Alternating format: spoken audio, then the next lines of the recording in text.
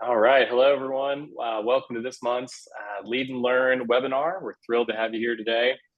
Our Lead and Learn monthly webinars are a fantastic opportunity for our members to lead sessions on topics they're passionate about, whether it's sharing ideas, best practices, industry insights, practical advice. These are an incredible opportunity for the community to showcase its knowledge and share its best practices with one another. So today, we're going to be talking about the wild world of AI and how it could be a game changer, especially for reps. I think we're going to talk about just, what is it? How are we using it? What are some best practices? Share some best practices. What's your perception of it? Where do you think it's going? If you haven't used it, or why or why not have you adopted it and dove into it. So with that, leading our session today is actually one of our board of directors, Samantha Simonton.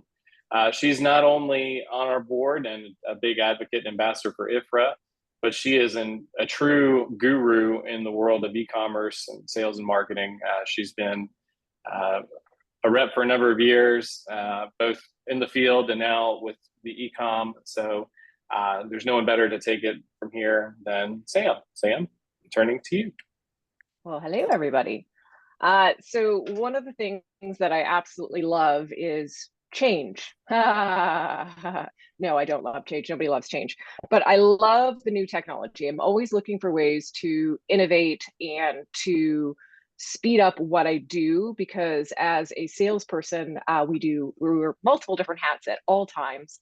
And so I was an early adopter into AI. I also work with startups here locally in Vancouver, Canada.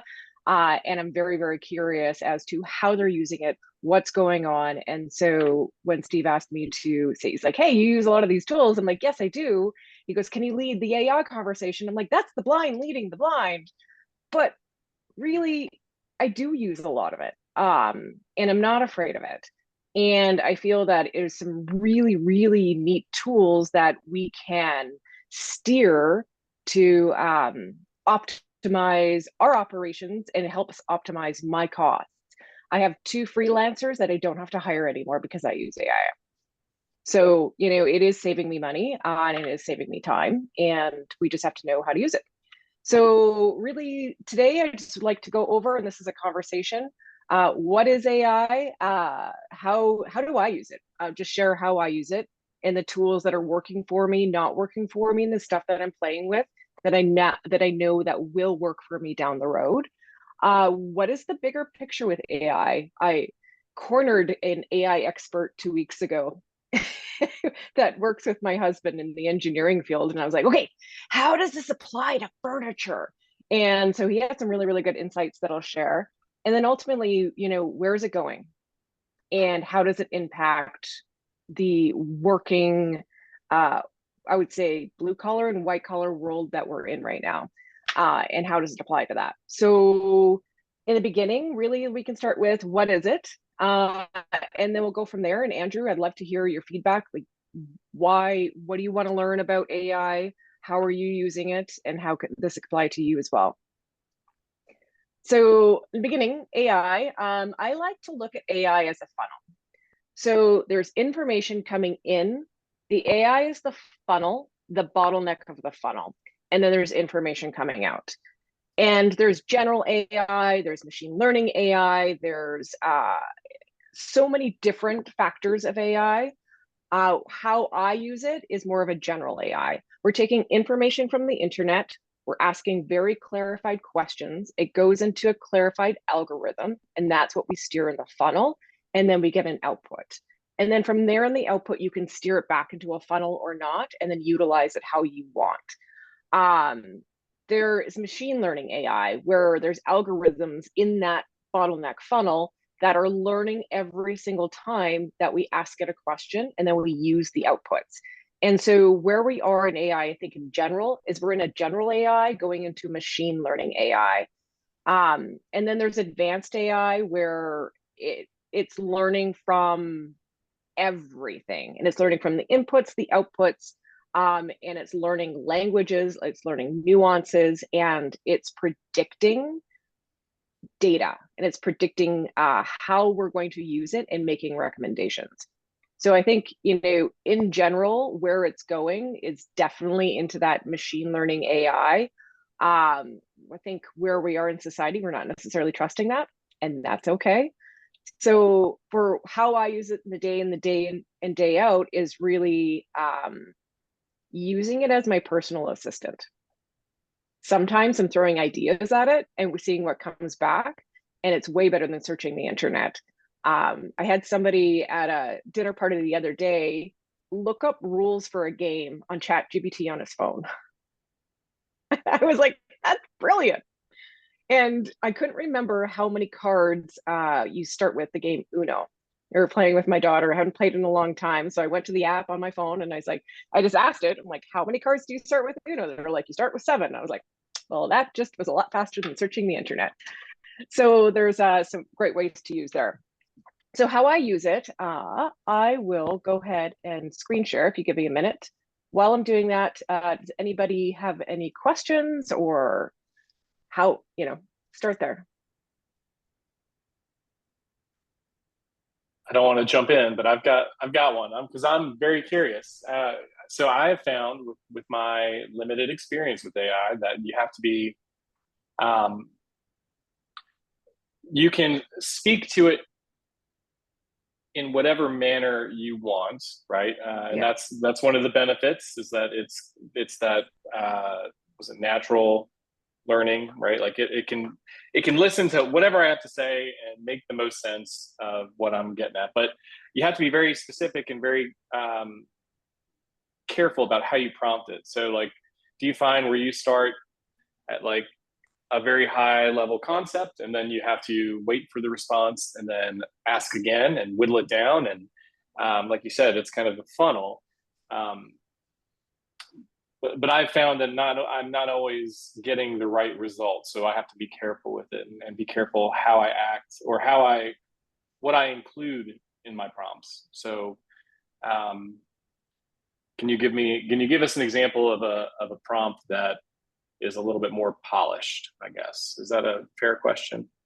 Yeah. First of all, can you see my screen? I can't see that. You can see it. I can. Okay, perfect. Oh, actually, I can see it there. Perfect. So I'll give you a perfect example. I had to write an email to my vendors about a minimum advertised price. It goes from it, people are adhering to it, they're not going on. And I wanted the email to be assertive, but really just honor the partnership. And so I used ChatGPT. I wrote the email. I put it in ChatGPT, and I said, refine this email. So I just refine this email, and then copy and pasted the email.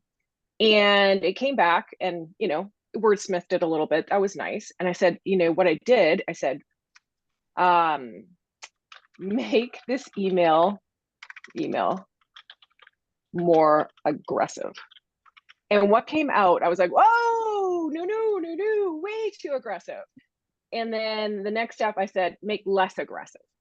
And so, even in that email, refining that email, the tone, because it can really do the tone, it was just a work in progress. Let's see if I can find, I've got, vintage.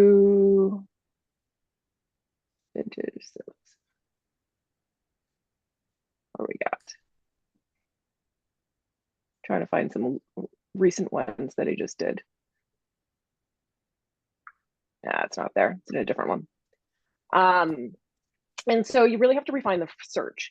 So let's do, here, like a coastal bedroom selection. So here's one that I just did the other day. So create product romance copy with benefits and features. In e-commerce, we do benefits and features, obviously brick and mortar to do features and benefits. This is really worded badly. I don't know where I copied this from. This is really bad. We're looking for pieces that tie mid-century chic and modern charm with a coastal feel. And so what I wanted to do is refine this. So if you're looking for pieces that tie mid-century chic, benefits and features, and then it also gave some good SEO. I asked it for some tags, some SEO tags. And so this is what it produced. I can say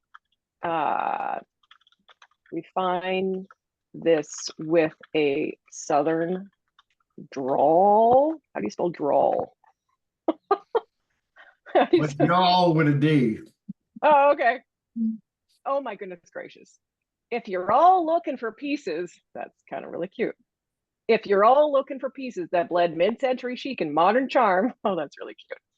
So once you get going and playing with it, you can refine it, refine it, refine it.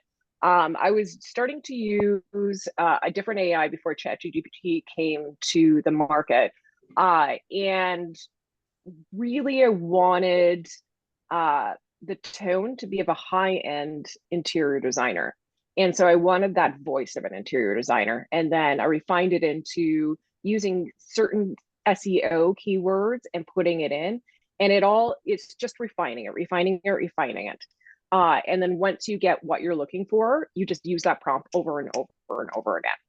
So that's been working really, really well for me. But you just have to play with it. Perfect. That's exactly what I was hoping for. Yeah, you gave us exactly what I wanted here. I've found sometimes that I'll say like, I use it. Sorry to jump ahead, but a use case for me, just like you said, is refining my writing skills. Right, like it's hard to write in the same newsletter as a seasoned journalist like Ray here. So oftentimes I'll say act as a, experienced expert, expert journalist or expert programmer if I need help with. Yeah, exactly. There you go. Like I do that often for like, hey, I know I need to get the margin on these. Let's say you're a rep. I'm trying to figure out what my margin is or what my net take home is going to be on this order. Generate a formula for me to where I can plug in the total order or the total sale, what my commission should be, and any other, I don't know, whatever else you've got going into it, and to figure out like, hey, what should I be bringing home to this? Make sure I can keep my vendor, my factory honest. There are so many use cases for it. But anyway, no, that's great. Back to you, Sam. No, this is great. I just said use the above in an HTML code for Excel. I have a vendor that in order to use product copy, it needs to be in HTML. So you can pop it into an Excel so it actually comes out with bullet points, which is absolute torture. And the only way that I've ever been able to do it is to, because I will do anything in Excel. I refuse to do HTML. I have to freelance it out. And so now I'm able to refine this. They're giving me the code, and what I'm going to ask for next is to apply the above bullet points, put it in the code, and then I'm able to copy and paste it into Excel in a way that I'm able to use it. See, love that copy code. That's just brilliant. That, I mean, I can't. I would have never been able to do that a year ago, which I think is so cool. I want to, so ChatGPT has been an amazing tool. That's the free version. The professional version is amazing as well. It's not something that we need to pay for because we don't need to refine the funnel very well. It's already refined.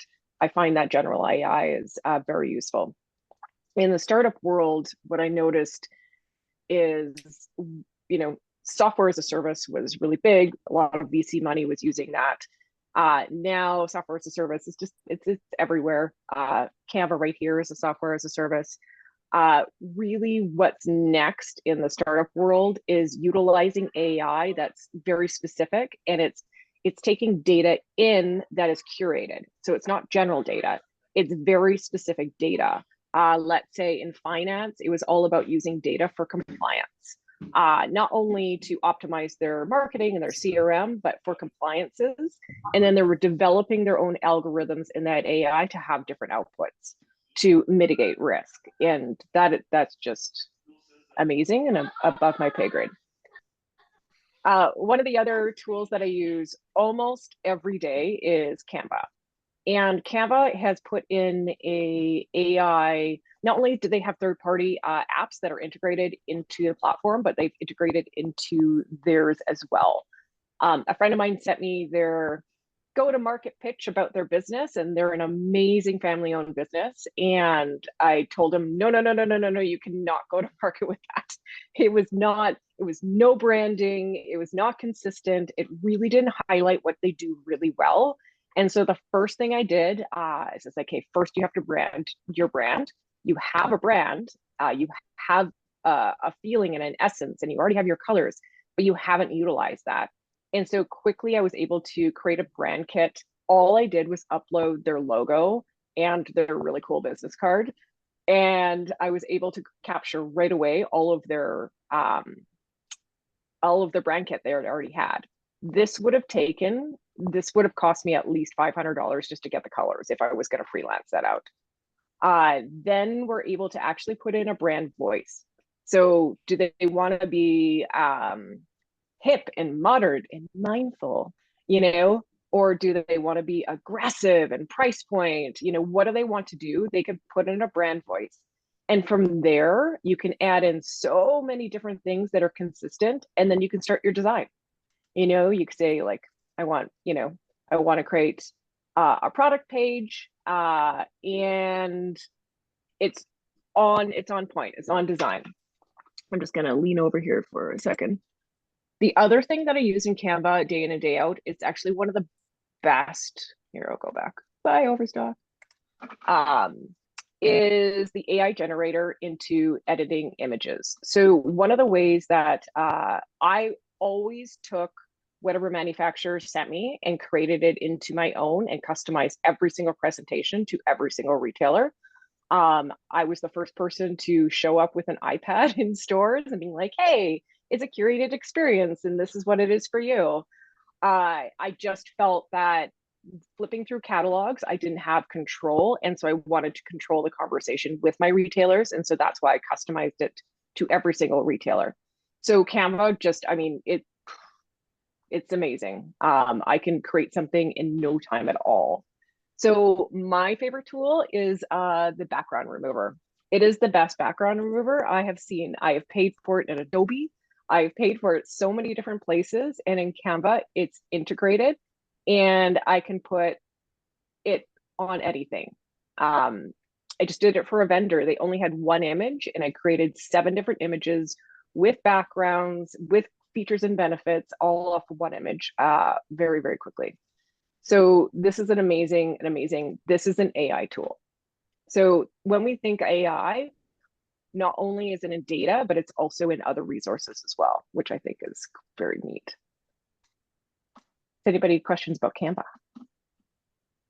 So Sam, knowing that a lot of the members are my age, which is to say, on the wrong side of 50 and technology adverse, Yeah. I'm sitting here pretending to be a rep and I go, wow, I'd like to mess with that, but what the hell do I know? So what's the learning curve on some of this stuff?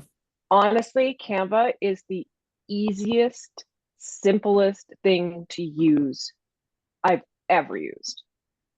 And, this beautiful 24-year-old girl had this vision of making something so user-friendly, and they've nailed it. They really, really have nailed it. Interior graphic designers use it and they make it look like something that I never could, but this makes me look good. I'll give you a perfect example. All right, hold on. We have to go to my main page. So I was at my mother's house and she's going on a cruise this next week, and they're bringing some friends that have never been on a cruise before. And she goes, I was just about to create this. Can you help me create a sign for them? And I'm like, yeah, sure. And she goes, oh, can you also include a picture of the actual boat? I'm like, yeah, no problem. Google the boat, copy, paste, uploaded it. And all I did was in the elements is I looked for cruise, cruise stuff. And then I just took over some graphics, some fonts, played with it, and in 3 minutes I had this. It was kind of like, okay, makes me look good because it was really, really, really easy. Yeah, it is even layering, it's just easy. And it's very well labeled. Yeah, I've used all the tools. This is my favorite. So is this a for purchase app, or how does it operate? There's a free version. I always started with the free version. And the only thing with the free version is that you don't get a lot of the graphics. It'll say it's a premium if it's a pro. Like this one says it's a pro. So we can't use that. It'll be watermarked. Let's see where the watermark is. Oh, I have the pro version. The pro version is, I think it's 13.50 Canadian. So it's probably $10 a month American. And to use everything. Getting back to the learning curve. I mean, yeah. What was your learning curve? I mean, you're obviously tech savvy. Yeah. It was really easy. It's easier to use than PowerPoint. It's easier, way easier than Word. Yeah, it's, if I can say it's easier than PowerPoint, that's the best reference that I have. Because PowerPoint's pretty, pretty easy. If we're not using weird features in PowerPoint. Yeah. And you can play with it. You don't have to pay for it. And in terms of how you spend your time, how often are you in this app? At certain times I'm daily, just because I'm doing something very quick or editing something that I need. When I'm getting ready for market, then it's definitely daily because I'm putting together different pitches, 2 months before market. I'm sending out emails. I'm trying to, get some raw. I'm looking for new items. And what we get from the manufacturers, it's just not good enough for me. Mm-hmm. And so, yeah, so 2 months before market, I'm in it every day. There was a time where I would pay for it and then unpay for it, unsubscribe right away and just use it for that month. And then when I needed it and I needed the features that it really had, I'd pay for it again. So maybe I was spending, $30 a year on it. Mm-hmm. Now I just have it because I've got so many different clients and I use it for so many random things. I just have it ongoing because it's actually very useful to me. But last year I didn't pay for it every month. Sam, if I could ask, how many lines do you represent? I have between 5 and 8 clients at a time, but they're all at different stages. Some are brick and mortar, some are e-commerce, some are just getting into e-commerce. And so it's more consulting on that side. So it changes all the time. I like the small to medium size, which means I also have to hunt a lot. And I also have to have new clients coming in at all times, which as we all know is hard, but that's I like the projects. I really like the projects. Yeah. Comes with, the good and the bad and the ugly. Or anything that you work with, video or animated, is that AI or not is that in the AI world? Yeah, so you can create some automated videos and images off of some generators. So I'll give you an example here. This is not a good one for videos, but there are AI videos. And you can plug and play and it will create videos for you. So you can, let's say, put in images, say you wanted a 10-second video. What is the purpose? What is the tone? What is the background? And then it'll produce that video very quickly. You can also reiterate it. It's like, image 2, I want to come before image 1. And so you can look up AI video generators, really is what you're looking for. I've played with different backgrounds with, there was one day where I went down the rabbit hole, which was a lot of fun, into AI backgrounds. And so again, with the lamps, I only had one image. I needed to create between 8 and 9 images really quickly because the faster I get them to the market, the faster I make money. And so I wasn't going to wait for somebody to do it for me. And so I used AI background generators, and some of them worked really, really well. And some of them were like, I don't know about that. It was meant for a lot more small products than, I even tried mattresses, and the mattresses weren't quite getting exactly what I was looking for. They'd give me a general, but I couldn't use that very specific mattress. So again, work for me, not work for me. So here I'll plop in a product, and then it'll give me some different background suggestions. And the more that you pay for it, the more that you can customize it. I am a big fan of freemium. So I don't have to pay for it and it's good enough, I'm happy. So let's look up AI video. Let's see, text to video. I want to say using images.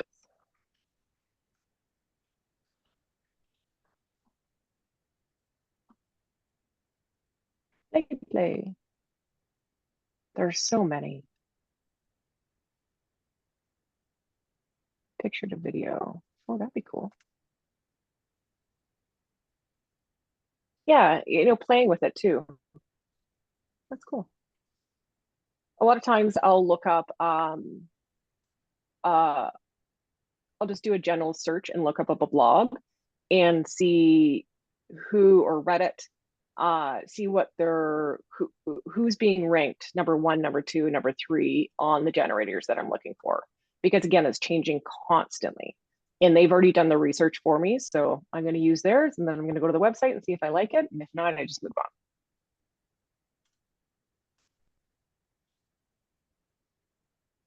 Great questions. I will go on to my French translation, which is working half. So these are some tools that I'm playing with right now. So in Google Sheets, we're able to download extensions. So these are third-party extensions that go into the Excel in Google. Excel is playing with extensions through Microsoft that can put ChatGPT into Excel. It's not there yet, but Google is a little bit more ahead. And so I've got 2 different extensions that I've been playing with, where instead of doing, a lookup formula, I'm doing a ChatGPT formula in Excel. And so I've got GBT for Sheets and Sheet GBT. Sheet GBT is a new one because this one wasn't doing exactly what I wanted to. And so this is something that I'm playing with. I still haven't refined it perfect. What I want to do with the intention on this is that I want to create, not only do I want an English to a French translation, because I need to do that for one of my clients, is I want to do new product features and benefits, tone. I want social media posts. I want it to do product descriptions automatically from the feed that I'm giving it. So I will have a column with, what's the wood, what are the dimensions? Is it a master bedroom? Is it, a spare bedroom? And I want ultimately for it to pull, I want a calculation for it to pull and create a product description and product bullet points all the way across. So I want to be able to do it in a bulk instead of one by one, which I do on ChatGPT. So I'm working with this extension. Still not there yet. It wasn't there 6 months ago, but I think I can refine it a little bit more with this new extension to basically do all of that work, which is a copy person that I don't have to pay for anymore, or I don't have to wait for the manufacturer to pay for. And then useful tags that I can use for advertising, social media, LinkedIn, emails, all of that in one.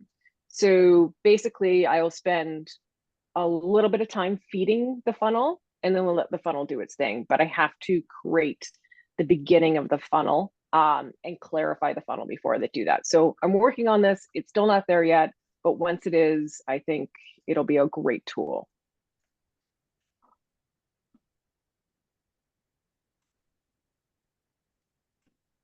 Many, many different hats, as I said. And this one's just fun. This one is, I found this gentleman off of LinkedIn, and on the side of his desk, he was creating an Excel formulator.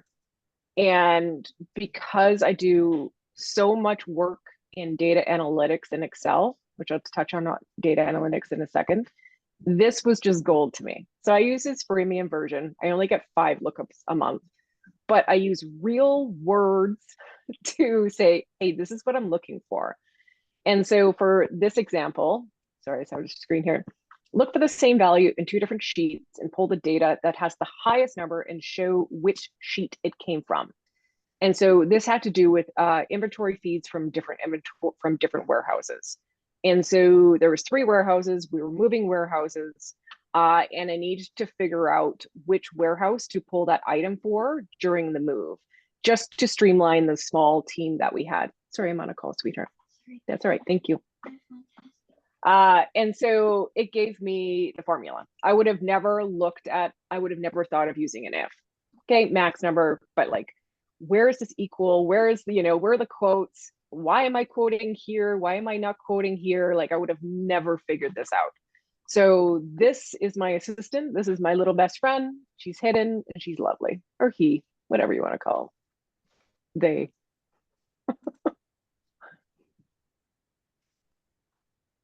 Any questions there?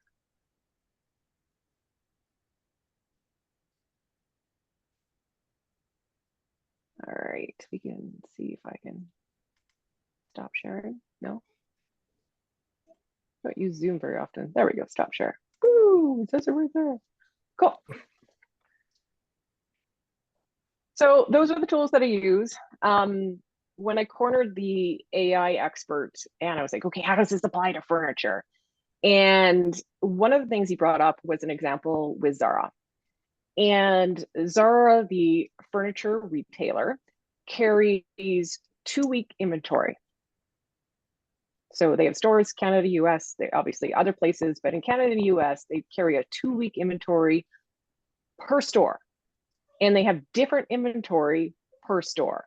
And they're able to do a just-in-time clothing manufacturing system because they've utilized AI. And I think that's insane.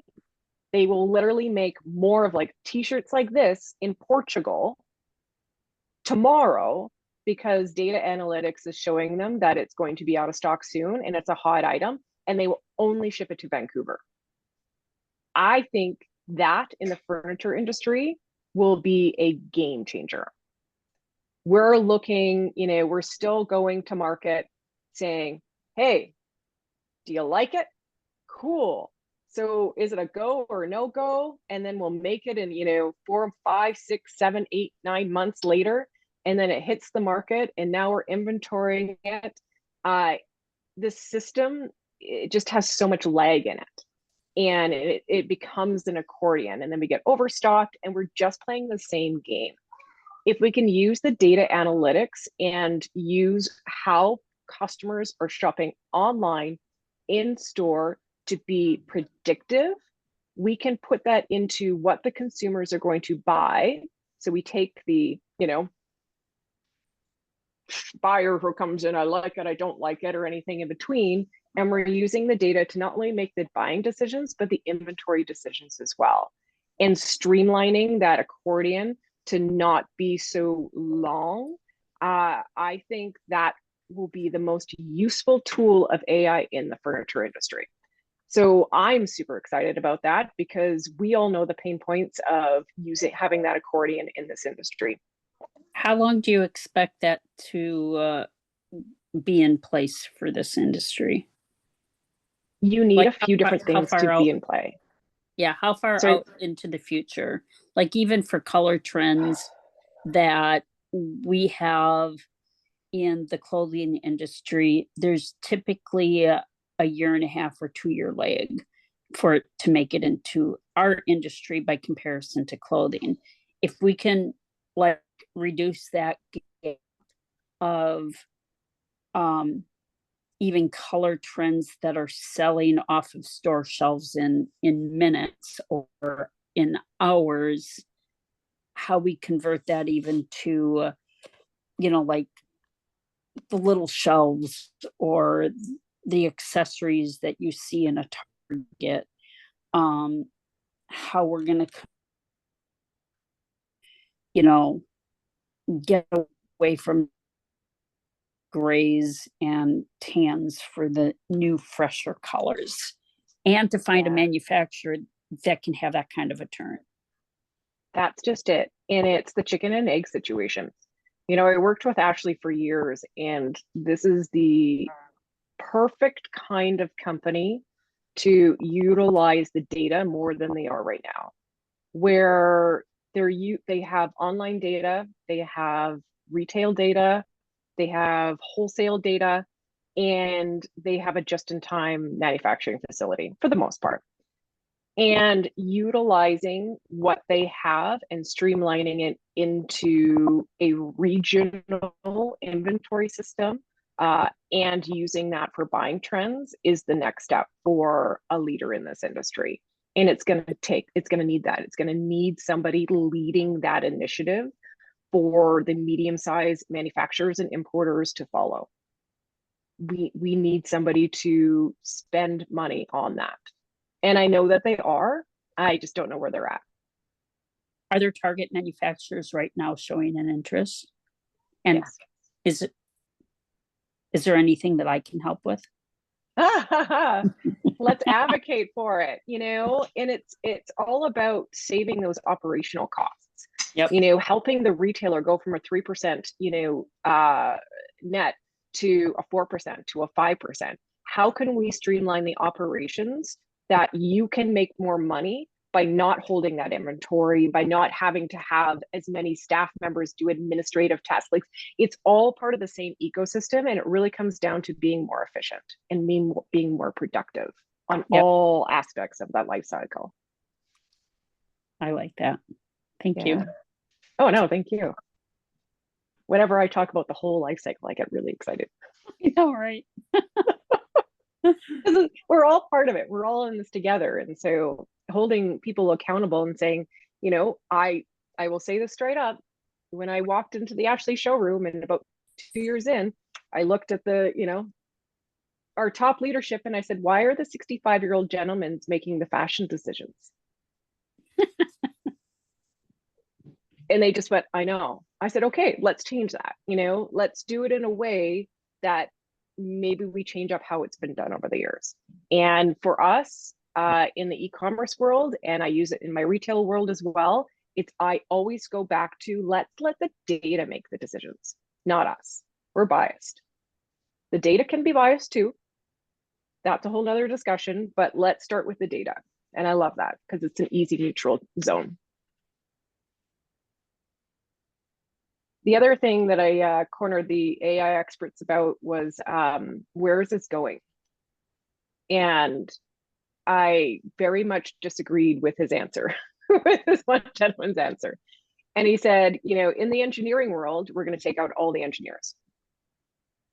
And all we need is somebody to stamp it. And I was like, the regulatory body is going to have something to say about that. I don't think we're going to take out all of the engineers. But what we can do is we can streamline a lot of the manual tasks. And there was an example where they had professional engineers walking the ground at the airport and marking where all of the fractures were manually. Like, really? In this day and age, manually? And he goes, we used drones, we did the video, we were able to get it all done in 3 days with all the data analytics, with all the different factors that you can't calculate on the human factor, because you're looking at wind, you're looking at, you know, historical forecasts, and then actual of the weather, and you're looking at all these different calculations that stack on top of each other, but they also don't stack neatly. They manipulate the calculations. And he's like, we're able to do that in a day because we took all of that data, and that was 6 months worth of manual work, and we did it in 3 days, including the calculations and the output. And so how this affects, you know, our industry in the future is I could see having a lot less manual work in certain areas, that will help optimize where, I don't know, just how we come to market and how we do our inventory and how we process orders, how we pay people. There's an opportunity there for it to be optimized. And in the middle of that, there will be some job losses.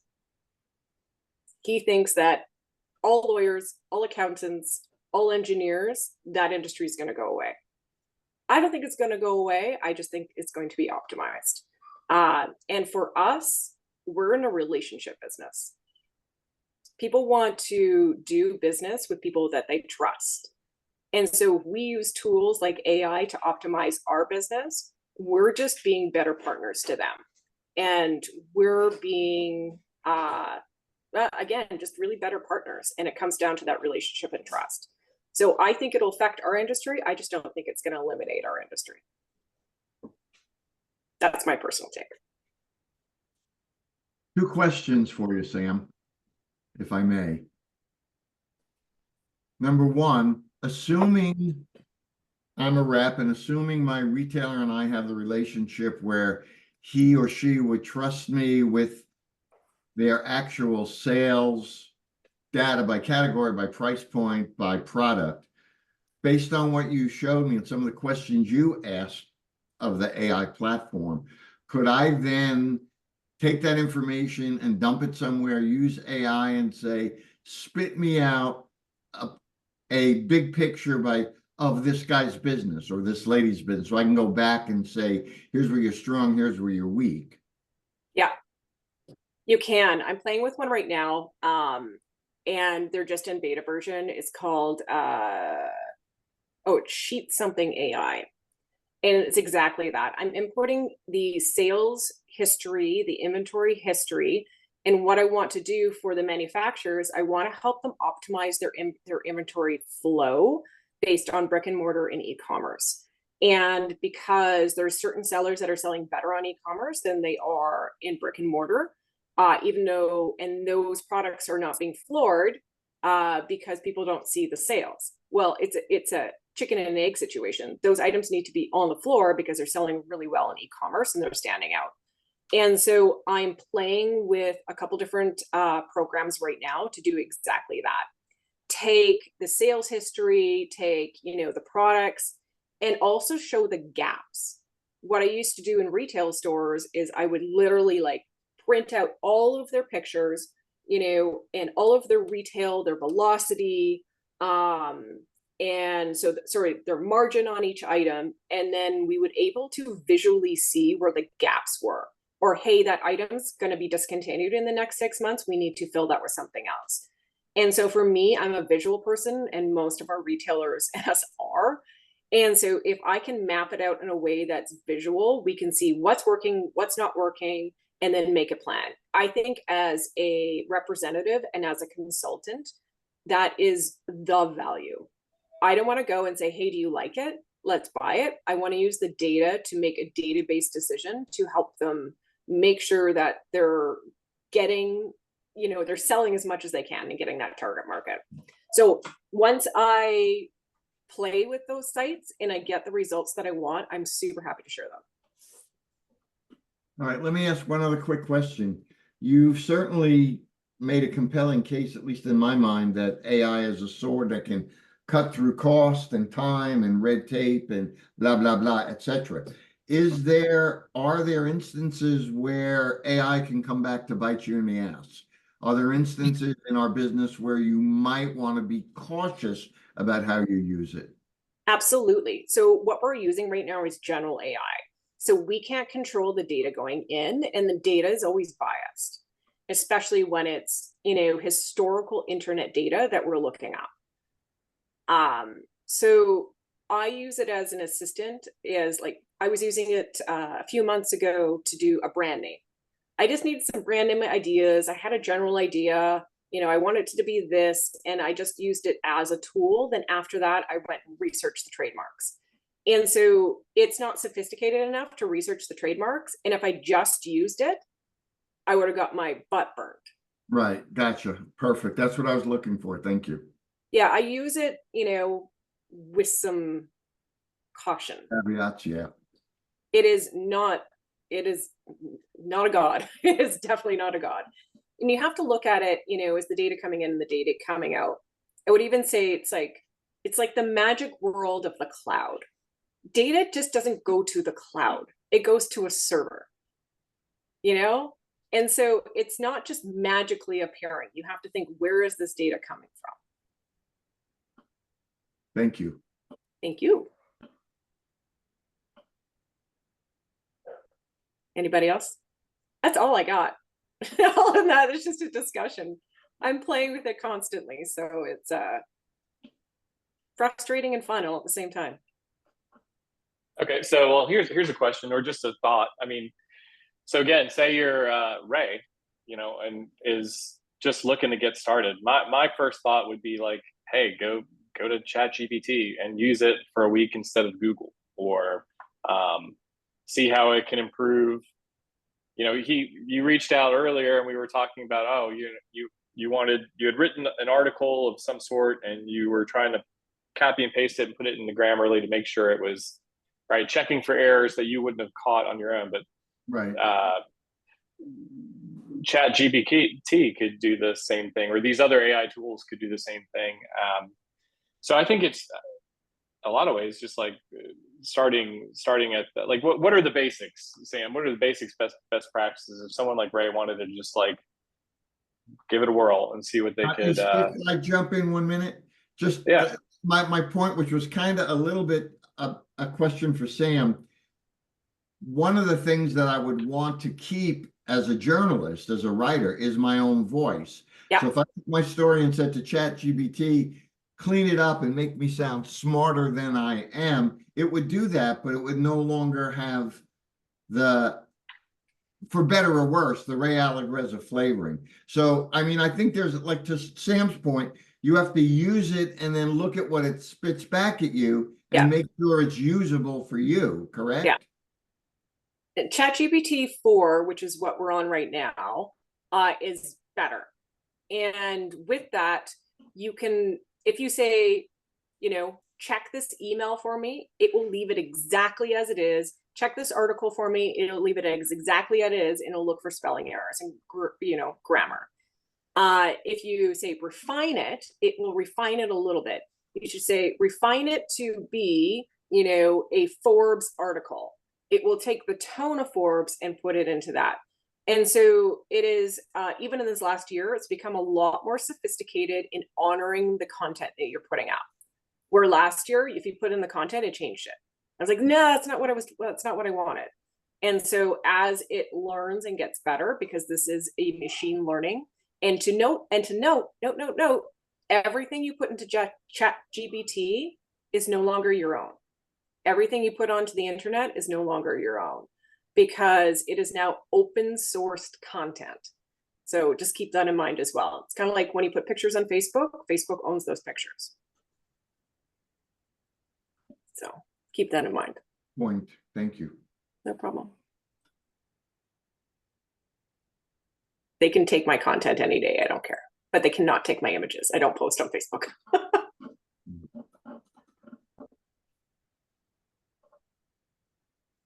Anybody else? What other questions are out there? I know I'm not the only one. I'm holding back, but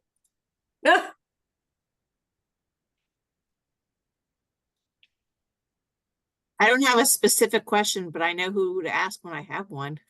That's right. There you go. Sam, do you find that one, you mentioned that in the beginning you were kind of toying with some different AIs, but then you really got on to where you started using ChatGPT more than others. So what are kind of the other ones out there? Like, right, like there's Copilot or Gemini, and do you find one to be more have better use cases than the others? So if you want something for writing, this one might be a little bit better than the other. With ChatGPT 4, it's taken over everything. It's better than all of them. But you know, I mean, you can start to utilize Microsoft's AIs. So you know, Stream CRM. You can utilize even an Outlook. It's like, hey, you can start to turn on some features where it's like, do you want to follow up with this person? And I was like, oh, well, that's just brilliant. Yes, I do want to follow up with that person. I tend to turn a lot of these things off. I don't like machines telling me what to do. I want to tell the machine what to do. But I know I've worked with people who love that kind of work where, on your watch, it's like, ding, ding, ding, you must stand up now. I had to take off my Apple Watch because it was just trying to tell me what to do all the time. So there's a lot of different features within what we use day in and day out right now, even in Gmail, in Outlook, in Microsoft, that there's really cool tools to help with every day, and especially with follow-ups. I kind of like the follow-up. Okay. Yeah. Yeah, I would give you examples of everything else, but ChatGPT has just been a lot better. Yeah. And I will say I learned so much, and just a little bit that I've dug into it. I mean, it has helped me with writing prompts, with like similar to what you said. I made my own GPT. I had like a very specific task I wanted to do, but I wanted to keep it sort of in its own little box, and so I take it out when I need it, and it presents pretty decent results. I'm still not refined, and I'm not great at that stuff, but for me, I think ChatGPT, if you do the premium version, it's like $20 a month. But you don't need the premium version. You don't. You absolutely don't. I will say I did try it when it was a previous model, and now it's really not as relevant. But we're talking about, if ChatGPT is a free tool, Canva can be a free tool. Yep. I'm looking at this, the photo room that you had shared. That is $80 a year at a high level. Think about how that could enhance retailers, how they present their products that are on the floor. I know one pain point I always had at factories that I've worked for is an item they might have one image for that item. You talked about it earlier, and for a customer that needs images to put on their website, they might have one room scene from the factory with all three pieces of a living room set. If you were able to take that and manipulate it and provide images to where they can now, I don't know, the possibilities are endless, I guess is what I'm getting at. It sort of blows my mind at what you can accomplish now with these tools, and it's really at a minimal cost, if any. Yeah. And what's nice is that you can make it your own, and your branding on it, it's your business, and you can represent it in a way that reflects you. And again, going back to making presentations that are customized to that buyer very easily. Yeah. Well, I find this useful, even from a retailer standpoint, and a manufacturer, that they can immediately go to and have data analysis behind it. That's yeah. This is fantastic. Well, and what's going to be curated is using their own data. So the general data, and then there's using, what is working for you and where are you going to go with your niche that you're in. Using everybody else's data is like, okay, that's a good reference, but how does it apply to me? Exactly. And I'll make this next little bit short and sweet. Robin Stuckey, back in the day of them opening in Phoenix, the buyers were from Florida and couldn't understand why the product wasn't selling in Phoenix when they first opened. They were using light and white and bright colors. By comparison to Phoenix at the time, it's not just about white, light, and bright. You're in the middle of a desert, and they wanted dusty colors and dusty and desert type coloring. So it's reflective of not only the store, the region, but what sells in that area versus another, so that they can gain their data. For instance, what sells in Florida doesn't necessarily sell in Indianapolis. Yeah, exactly. And you come with fighting words with data. Nobody, Mhm. you know, it's not an opinion. It's like, Right. Yep. These are solid numbers. This is what's selling. This is what isn't selling. And yeah, that's great. yeah. And I think I leaned more into data earlier on because in this industry, I look like the way I look and I want to be taken seriously. And data doesn't lie. It's not my opinion. And that starts the conversation to have real good conversations. And that was the needle mover. You know? Yep. I like that. Thank you. Thank you. This is a Yeah. great webinar. Well, here, you know, one of the reasons why we started these webinars is just to have a conversation and learn from each other. And, you know, this is our mini take time out network, learn from each other, and just try to be better every day and try something new. And so I love this conversation. And it's just that, it's conversation. There's no right answer. It's just trying things, seeing how it works, seeing how it's optimized. Trying not to go down the rabbit hole too much. Because that's a hard challenge. Because you have more priority things to do other than trying AI generators. Well, I for one, Sam, I'm thankful for your time. Thankful for everyone making time today. If there are no other questions, which I'm going to give everyone an opportunity real quick to ask me last minute questions, we'll go ahead and we'll wrap up for today. But very, very grateful, Sam. No, Yes, I know. thanks, Sam. I know. I learned something today. I learned a lot today. I was making bookmarks and taking notes. This was really good. and I put the links in the chat as well. Just, you know, some of the links that I use. That's there Right. for you. Thank you, Sam. This was good. Thanks, Ray. This was great. Thank you so much. Thanks, Patricia. All right. Okay. All right. You all Well, if have- there are no other questions, yeah. No, Sam, thank I'll you let very you- much. go I ahead. appreciate it. Thanks, Andrew. It gives me a start. Okay, good. Just play. Now I need to That's find all. time. Yeah.